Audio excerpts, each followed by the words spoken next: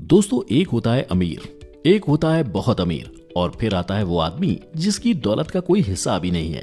और अगर हिसाब है भी तो हमारे ख्यालों में भी हमें उतना पैसा कमाने में शायद 2 जन्म लग जाए। उसी कैटेगरी में आता है भोली सी स्माइल वाला ये शख्स जो अंतरिक्ष में रॉकेट भेजने वाली मशहूर कंपनी का मालिक है। इसी की एक और कंपनी दुनिया की सबसे शानदार इलेक्ट्रिक कार बनाने के लिए भी जानी जाती है। ये आदमी बड़े बड़े शहरों के नीचे 3D टनल्स बनाने वाली कंपनी भी चलाता है, और यही है जो इंसानी दिमाग को मशीन से जोड़ने वाली टेक्नोलॉजी तैयार कर रहा है। जी हाँ, ये फ्यूचरिस्टिक हैं और बैरियर फ्री थिंकर हैं। दुनिया का सबसे अमीर शख्स कहलाने की रेस में बाजी मार लेने वाला ये आदमी है एलॉन मस्क। इनसे जुड़े किस्से कहानियां तो आपने खूब सुने होंगे, मगर आम सी दिखने वाली इनकी जिंदगी में बहुत कुछ ऐसा है जो इन्हें पूरी दुनिया से अलग एक खास पहचान दिलाता है। तो चलिए आज की इस वीडियो में आपको लेकर चलते हैं अरबपति एलॉन मस्क की लाइफ के एक शानदार सफर पर। नमस्कार दोस्तों, स्वागत है आपका द मिस्टिकल लैंड पर एक बार फिर से। दोस्तों, एलॉन मस्क को सदी का सबसे क्रांतिकारी आदमी कहा जाए तो शायद कुछ गलत नहीं होगा। इनके काम करने का तरीका और सोचने का तरीका सबसे अलग है। इनका मानना है कि प्रॉब्लम वास्तव में एक प्रॉब्लम नहीं है, बल्कि सॉल्यूशन ढूंढना सबसे बड़ी प्रॉब्लम है। दुनिया कहती है failure is not an option, मगर ये कहते हैं फेल्योर इज द ऑप्शन। कोई अगर कहे कि ये नहीं हो सकता तो वो इन्हें बर्दाश्त नहीं। इनका कहना है कि होगा, जरूर होगा। गोल नहीं बदलेगा, बस उसे अचीव करने की टेक्निक्स बदल सकती हैं। वैसे एलॉन की जिद का एक उदाहरण तो पिछले साल ही देखने को मिल गया था, जब उन्होंने ट्विटर पर अनाउंस किया था कि उन्होंने अपने न्यू बॉर्न बेटे का नाम XAEA12 रखा है। और फिर खबर आई कि नाम में संख्या होने के कारण कैलिफोर्निया स्टेट ऑफ अफेयर्स ने इसे स्वीकार ही नहीं किया। ऐसे में कोई और होता तो शायद नाम ही बदल डालता, मगर एलॉन ने एक अलग रास्ता ढूंढ निकाला। उन्होंने 12 को रोमन भाषा में लिखकर नाम बना डाला XAEAXII। मैं नहीं कर सकता, ऐसा नहीं हो सकता, ये शब्द उनके लिए मायने ही नहीं रखते। लोगों ने कहा कि इंटरनेट बैंकिंग तुम्हारे बस का नहीं है, उन्होंने पेपल बना दी। लोगों ने कहा ऑटोमोबाइल की दुनिया में फोर्ड और शेवले जैसी बड़ी कंपनियां 70-80 सालों से अपना डेरा जमाए हुए हैं, उनके कंपटीशन में नहीं उतरा जा सकता। तो एलॉन ने इलेक्ट्रिक कार की दुनिया में कदम रखा और 2003 में आई टेस्ला ने आज सबकी बोलती बंद कर दी। लोगों ने कहा कि रॉकेट सिर्फ सरकारी बना सकती है। फिर एलॉन मार्केट में स्पेस एक्स ले आए, जो कि रॉकेट बनाने वाली पहली प्राइवेट कंपनी बनी। इनके भोकाली दिमाग में आए बहुत सारे फ्यूचरिस्टिक विजन्स में से एक है कि इंसानों को सिर्फ एक ग्रह तक ही सीमित नहीं रहना चाहिए। जिस तरह एक एस्टेरॉयड की वजह से डायनासोर्स की पूरी प्रजाति का नाश हो गया था, उसी तरह से हो सकता है कि आने वाले समय में कभी विश्व युद्ध छिड़ जाए, न्यूक्लियर धमाकों से ये दुनिया खत्म होने के कगार पर पहुंच जाए और इंसानों का नामो निशान ही न बचे। तो हमारी सभ्यता को पूरी तरह से खत्म होने से बचाने के लिए हमें दूसरे ग्रहों पर भी अपना डेरा जमाना होगा। इनका विजन इतना शार्प और पक्का है कि सिर्फ एक ही साल में एलॉन की इनकम मुकेश अंबानी की नेटवर्थ से भी ज्यादा हो गई। जहां साल 2020 की शुरुआत में वो 27 बिलियन डॉलर्स के साथ दुनिया में 35वें सबसे अमीर आदमी थे, वहीं महज एक साल में लगभग 150 बिलियन डॉलर से ज्यादा की कमाई करके उन्होंने पूरी दुनिया को हैरान कर दिया। और हाल ही में उनकी कंपनी ने एक बड़ा उछाल देखा था, जिसके बाद वो बिल गेट्स और जेफ बेजोस को पछाड़ते हुए दुनिया के सबसे अमीर शख्स बन गए थे। जेफ और एलॉन की इनकम में सिर्फ 1 या 2 बिलियन डॉलर्स का ही फासला रहा है, जिसके चलते दुनिया का सबसे अमीर शख्स कहलाने की लिस्ट में पहले पायदान को लेकर इनके बीच कड़ा कंपटीशन चल रहा है। वैसे अगर बचपन में आपका भी हमारी तरह गणित से कुछ खास अटैचमेंट नहीं था तो हमें माफ करना, क्योंकि अब हम आपके सामने हिसाब किताब की कुछ बात रखने वाले हैं। दरअसल फैक्ट की बात यह है कि अगर एक आम आदमी हर महीना 3.5 लाख रुपए भी कमा रहा है तो उसे एलॉन मस्क बनने में करीब 3 मिलियन साल लग जाएंगे। एलॉन हर दिन लगभग 3700 करोड़ रुपए, हर घंटे 155 करोड़ रुपए और हर मिनट 3 करोड़ रुपए कमाते हैं। अब आप इन्हें जोड़ेंगे, घटाएंगे, फिर गुणाकार करेंगे और भागाकार करेंगे तो पता चलेगा कि एलॉन मस्क आखिर कमाते कितना है। पर रहने दीजिए, हम ही बता देते हैं। जनवरी महीने में एलॉन मस्क की नेटवर्थ थी करीब 190 बिलियन डॉलर्स, यानी कि लगभग 13,80,000 करोड़ रुपए।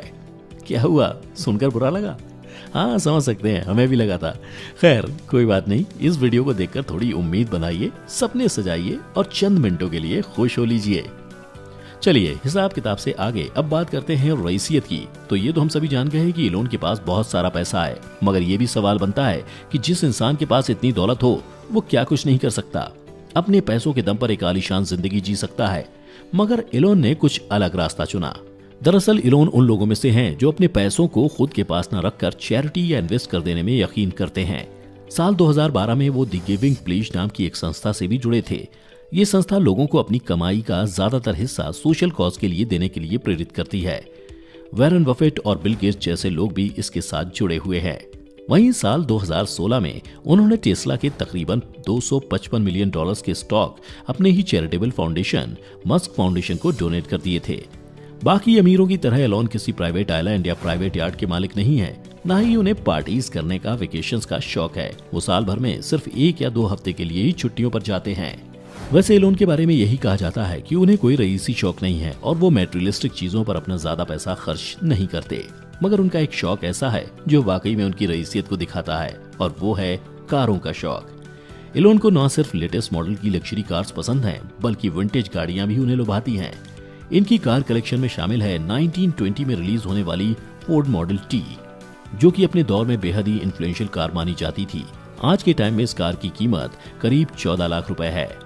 इसके अलावा 1967 में बनी E type Jaguar roadster car Elon की पसंदीदा कार है, जिसकी कीमत लगभग 3 से 5 करोड़ रुपए है। एलोन बचपन से ही इस कार को खरीदना चाहते थे और अपनी पहली कमाई में उन्होंने इस शौक को पूरा कर लिया। लग्जरी कारों के अलावा एलोन के पास कुछ एवरीडे कार्स भी हुआ करती थी, जिनमें BMW M5 sports car, Audi Q7 और Porsche 911 जैसी कुछ कारें शामिल हैं। मगर साल 2013 में एक ऑक्शन के दौरान एलोन ने 1976 मॉडल की लोटस स्पिरिट सबमरीन कार को लगभग 6.5 करोड़ में खरीदा था। बता दें कि 1977 में आई film James Bond The Spy Who Loved Me के एक सीन में इसी कार का इस्तेमाल किया गया था। मूवी में ये स्पोर्ट कार पानी में जाते ही एक सबमरीन में कन्वर्ट हो जाती है। एलोन का कहना है कि इस कार को खरीदने के बाद उन्होंने अपनी बाकी सभी कारों को बेच दिया है और अब उनके पास मॉडल टी और जैगुआर को छोड़कर कोई भी गैसोलीन पावर्ड कार नहीं है। हालांकि एलोन सबसे ज्यादा अपनी खुद की कार टेस्ला को ड्राइव करना ही पसंद करते हैं। उनके पास टेस्ला का एक यूनिक साइबर ट्रक भी है। कारों के अलावा एलोन के पास अगर कोई सबसे महंगी चीज है तो वो है उनके प्राइवेट जेट्स। मस्क के पास 2 gulf stream private jets G550 और G650 हैं, जिनकी कीमत लगभग 470 करोड़ रुपए है। 17 से 20 पैसेंजर्स की कैपेसिटी वाले इन जेट्स का इस्तेमाल वो एक फैक्ट्री से दूसरी फैक्ट्री में जाने के लिए करते हैं। कभी कभी तो वो इन्हीं जेट्स में सो भी जाते हैं। आपको ये जानकर हैरानी होगी कि एलोन के पास अपना कोई घर भी नहीं है। अपनी कंपनी को शुरू करने से पहले एलोन रियल एस्टेट का बिजनेस किया करते थे और उनके पास काफी सारी प्रॉपर्टीज भी थी। मगर मई 2020 में उन्होंने अनाउंस किया कि वो अपनी सारी फिजिकल प्रॉपर्टीज बेच रहे हैं और कोई भी घर अपने पास नहीं रखेंगे।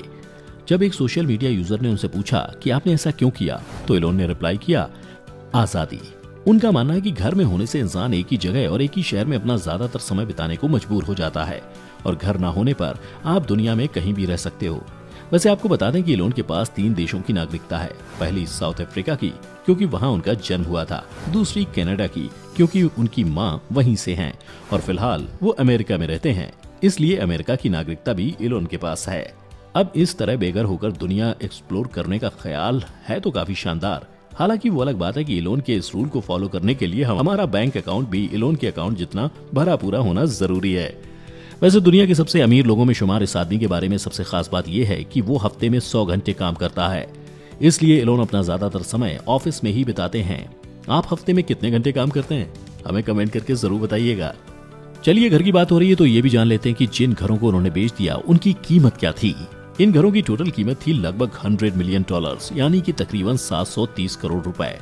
उन्होंने साल 2012 में लॉस एंजलिस के बेल एयर नेबरहुड में स्थित अपने एक शानदार घर को बेचा था, जिसकी कीमत लगभग $17 मिलियन, यानी कि 120 करोड़ रुपए से भी ज्यादा थी। इस घर में 2 मंजिला library, 7 bedrooms, 9 bathroom, tennis court, theatre, swimming pool, gym और 5 कार गैराज जैसी फैसिलिटी मौजूद थी। इसी घर के पास एलोन ने 2 और घर खरीद लिए थे, जिनमें से एक की कीमत लगभग 50 करोड़ रुपए। इस घर का इस्तेमाल एलोन अपने बच्चों के लिए प्राइवेट स्कूल के रूप में किया करते थे। इसे खरीदने के कुछ सालों बाद उन्होंने लगभग 140 करोड़ रुपए का एक और घर खरीदा और फिर 2016 में वो एक और आलीशान घर के मालिक बने, जिसकी कीमत तकरीबन 175 करोड़ रुपए आंकी गई थी। और ये सभी घर एक दूसरे के आसपास ही स्थित थे, मगर फिलहाल वो अपने सारे घर बेच चुके हैं। चलिए, अब घर की बातें हो रही हैं तो गृहस्थी की भी थोड़ी बातें कर लेते हैं। बता दें कि एलोन के 6 बच्चे हैं। उनकी पहली बीवी जस्टिन विल्सन से उनके 5 बेटे हैं और एक बेटा उनकी मौजूदा पार्टनर कैनेडियन म्यूजिशियन ग्राइम्स के साथ है। अपने काम से फ्री होकर एलोन को अपने बच्चों के साथ वक्त बिताना पसंद है और फ्री टाइम में वो बच्चों के साथ वीडियो गेम, चेस और ब्रेन एक्टिविटीज वाले गेम्स खेलना पसंद करते हैं। वैसे ये तो बहुत आगे की बात है, पहले ये जान लेते हैं कि एलोन की इस क्रांतिकारी दास्तान की शुरुआत कब हुई, यानी कि वो इतने अमीर कैसे बने। तो ये सब शुरू हुआ था जब 28 जून 1971 वाले दिन साउथ अफ्रीका के प्रिटोरिया शहर में एक तगड़े दिमाग ने जन्म लिया। एलोन की मां मे मस्क एक कैनेडियन मॉडल थीं और इनके पिता एरोल मस्क इलेक्ट्रोमैकेनिकल इंजीनियर थे। साल 1980 में इनके माता पिता का डिवोर्स हो गया था, जिसके बाद एलोन ने अपने पिता के साथ रहना चुना। हालांकि अपने इस फैसले का उन्हें आज भी अफसोस है। एरोल एक अच्छे पिता नहीं बन पाए और एलोन की माने तो उनके पिता ने हर वो बुरी चीज उनके साथ की जिसके बारे में कोई सोच भी नहीं सकता। स्कूल में भी एलोन को बहुत बुली किया जाता था। एक बार तो कुछ लोगों ने उन्हें इतना पीटा कि उन्हें हॉस्पिटल में भर्ती होना पड़ा। इधर घर में उन पर ध्यान देने वाला कोई नहीं था। ऐसे में एलोन काफी चुपचाप रहने लगे। कभी कभी तो वो अपनी ही सोच में इतना खो जाते थे कि कोई उन्हें बुलाता भी तो उनका ध्यान नहीं जाता और लोग सोचते कि एलोन बहरे होते जा रहे हैं। मगर धीरे धीरे वक्त बदला और उन्होंने किताबों को अपना दोस्त बना लिया। 10 साल की उम्र में एलोन ने इतनी किताबें पढ़ ली थीं जितना एक ग्रेजुएट भी नहीं पढ़ पाता। वो घर के बैकयार्ड में बैठकर इंटरनेट से सीख कर रॉकेट्स बनाने की प्रैक्टिस किया करते थे। जैसे जैसे टीनेज की तरफ बढ़ रहे थे, उनका रुझान कंप्यूटर प्रोग्रामिंग की तरफ बढ़ने लगा। 12 साल की उम्र में उन्होंने अपनी पहली कमाई की थी जब उन्होंने घर में बैठे बैठे ब्लास्टर नाम का एक वीडियो गेम तैयार किया था और एक लोकल मैगजीन ने उनसे ये गेम करीब $500 में खरीदा था। मगर सही मायनों में एलोन के बिजनेस जर्नी की शुरुआत साल 1995 में हुई जब उन्होंने अपने भाई किम्बल के साथ मिलकर Zip2 नाम की एक सॉफ्टवेयर कंपनी शुरू की। इनकी कंपनी को इन्वेस्टर्स मिले, कंपनी ने ग्रो भी किया, मगर फिर मार्केट के हालातों को देखते हुए बोर्ड ऑफ डायरेक्टर्स ने Zip2 को कॉम्पैक्ट कंपनी को $307 मिलियन में बेच दिया, जिनमें से $22 मिलियन एलोन के हिस्से में थे, जो कि एक यंग लड़के के लिए काफी बड़ा अमाउंट था।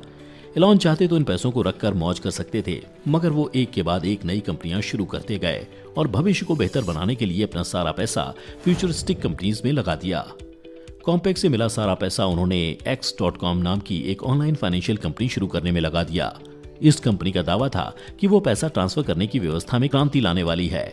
मस्क की इस कंपनी को आज पेपल के नाम से जाना जाता है, जिसे साल 2002 में ईबे ने खरीद लिया था। इसके लिए मस्क को $165 मिलियन मिले थे। एलोन यही नहीं रुके, उन्हें हमेशा से साइंस फिक्शन में काफी दिलचस्पी थी। ऐसे में अब वो कल्पनाओं को हकीकत में बनाने की तरफ चल दिए थे। उन्होंने स्पेस एक्सप्लोरेशन की तकनीकों पर काम करना शुरू किया और इस प्रोग्राम को स्पेस एक्स नाम दिया गया। स्पेस एक्स का विजन था कि इंसान आने वाले समय में दूसरे ग्रहों पर भी घर बसा सकते हैं। अगर आपको याद हो तो अमेरिकन इंडस्ट्रियलिस्ट हेनरी फोर्ड की एक सोच ने ऑटोमोबाइल इंडस्ट्री को कमर्शियली वायबल बना दिया था। इससे पहले कारें बनाना काफी महंगा प्रोसेस था। कुछ उसी तरह एलोन चाहते हैं कि स्पेस में आना जाना भी आसान बना दिया जाए। इन्हें पता चला कि एक रॉकेट को बनाने में $8 मिलियन खर्च करने पड़ते हैं और वो भी वन टाइम यूजेबल होता है। तो उन्होंने सोचा कि क्यों ना लो कॉस्ट में रीयूजेबल रॉकेट तैयार किए जाएं। स्पेस एक्स का ही एक और महत्वाकांक्षी प्रोजेक्ट है स्टारलिंक। इसके जरिए एलोन दुनिया के हर कोने में इंटरनेट की पहुंच बनाना चाहते हैं। बता दें कि अब तक जिस इंटरनेट का इस्तेमाल पूरी दुनिया कर रही है वो खास तौर पर जमीन के नीचे फाइबर केबल्स से चलता है, इसलिए इनकी पहुंच हर जगह नहीं है। स्टारलिंक प्रोजेक्ट में एलोन सैटेलाइट के जरिए तेज और ज्यादा कवरेज वाला इंटरनेट दुनिया को प्रोवाइड करवाने की तकनीक तैयार कर रहे हैं। इसके लिए हजारों सैटेलाइट्स को लॉन्च किया जा रहा है। सैटेलाइट्स का ये नेटवर्क दुनिया को तेज इंटरनेट प्रोवाइड करवाएगा। इसके बाद उन्होंने साल 2004 में इलेक्ट्रिक कार कंपनी टेस्ला को खरीद लिया और यहाँ उनका विजन था कि भविष्य में सब कुछ इलेक्ट्रिक होना चाहिए, स्पेस में जाने वाले रॉकेट्स भी, और उनका मानना था कि टेस्ला इस बदलाव को लाने में अहम भूमिका निभाएगी। वो पेट्रोल के खर्चे से लोगों को छुटकारा दिलाने के लिए काम कर रहे हैं। साथ ही वो ड्राइवरलेस गाड़ियां बनाने की तैयारी भी कर रहे हैं। वैसे दुनिया में समस्याएं और भी तो हैं, और दुनिया बदलने की एलोन की नीति भी हर साल नई सोच के साथ आगे बढ़ रही थी। उनका अगला लक्ष्य था दुनिया से एनर्जी की समस्या को कुछ कम किया जाए। ऐसे में साल 2006 में उन्हें एक सोलर एनर्जी बनाने वाली कंपनी सोलर सिटी का ख्याल आया। उड़ान तो काफी ऊंची थी, मगर एक वक्त वो भी था जब स्पेस एक्स के बनाए रॉकेट फेल हो रहे थे। टेस्ला भी अपनी मेकिंग कॉस्ट और सेल की वजह से बर्बाद हो रही थी और तमाम कंपनियों में अपनी संपत्ति लगा देने के बाद एलोन दिवालिया होने के कगार पर पहुंच गए थे। मगर इन्होंने तय किया कि ये एक बार और ट्राई करेंगे। 3 रॉकेट लॉन्च फेल होने के बाद साल 2008 में किसी तरह उनका चौथा प्रयास सफल रहा और फिर उन्हें नासा की तरफ से लगभग $1.5 बिलियन का कॉन्ट्रैक्ट मिला। इसके बाद इलोन ने पीछे मुड़कर नहीं देखा। आज स्पेस एक्स रीयूजेबल रॉकेट्स बनाने वाली दुनिया की पहली प्राइवेट कंपनी है और टेस्ला ने अपनी शानदार डिजाइन्स और फीचर्स की मदद से मार्केट में कितने बड़े झंडे गाड़े हैं ये बोलकर बताने की जरूरत तो है नहीं। वैसे अब तक तो आप समझ ही गए होंगे कि वो अपनी कमाई को किस तरह उड़ाते हैं। जी हाँ, वो एक के बाद एक नई कंपनीज में इन्वेस्ट करते रहते हैं या अपना एक अलग ही इन्वेंशन ले आते हैं। देखा जाए तो पेपल को छोड़कर मस्क ने जितनी भी कंपनीज में इन्वेस्ट किया है वो सभी इंसानों के अस्तित्व से जुड़े 3 खतरों पर केंद्रित हैं। जलवायु परिवर्तन, एक ही ग्रह पर इंसानी निर्भरता और इंसानी प्रजाति का किसी काम का न रह जाने का खतरा, यही उनके सबसे बड़े मिशन है। उनकी पहली सोच यानी जलवायु को बेहतर बनाने के एक और प्रयास के रूप में साल 2016 में उन्होंने नींव रखी दी बोरिंग कंपनी की। ये तो हम सभी जानते हैं कि सड़क पर ट्रैफिक की समस्या बढ़ती ही जा रही है, गाड़ियों की संख्या लगातार बढ़ रही है और उनके लिए सड़क पर जगह कम पड़ने लगी है। ऐसे में मस्क ने जमीन के नीचे टनल बनाने की ठान ली है। बोरिंग कंपनी शहरों के नीचे टनल्स बनाएगी जिससे शहर के ट्रैफिक को वहां डाइवर्ट किया जा सके। इसके अलावा उनकी दूसरी सोच यानी कि एक ही ग्रह पर निर्भरता को खत्म करने के लिए स्पेस एक्स लगातार प्रयास कर रही है। और आखिर में उनकी तीसरी सोच यानी इंसानी प्रजाति के लिए खतरा बन रही टेक्नोलॉजी को लेकर इलोन की कंपनी ओपनएआई लगातार रिसर्च कर रही है। बहुत से लोगों का मानना है कि लगातार एडवांस होती जा रही ये मशीनें सीखते सीखते इंसानों से ज्यादा पावरफुल हो जाएंगी और हमारे खात्मे का कारण भी बन सकती हैं। आर्टिफिशियल इंटेलिजेंस के इस खतरे को लेकर इलोन भी हमेशा काफी वोकल रहे हैं। ऐसे में साल 2015 में शुरू हुई उनकी ये कंपनी एआई को लेकर रिसर्च कर रही है और इसका मकसद है कि टेक्नोलॉजी इंसानों के लिए हेल्पफुल और दोस्ताना साबित हो। इसके अलावा इलोन एआई और न्यूरो टेक्नोलॉजी से जुड़े कई स्टार्टअप्स में इन्वेस्ट भी करते हैं जिनमें डीप माइंड और न्यूरो विजुअल जैसे नाम शामिल हैं। अब अगर आप सोच रहे होंगे कि इन कार कंपनीज के बाद इलोन का दिमाग शांत बैठ गया होगा, तो ऐसा नहीं है। अभी तो उनके कई ख्वाब बाकी हैं। उन्हीं में से एक है न्यूरोलिंक। अपने इस प्रोजेक्ट के जरिए इलोन इंसानी दिमाग को मशीन से जोड़ना चाहते हैं।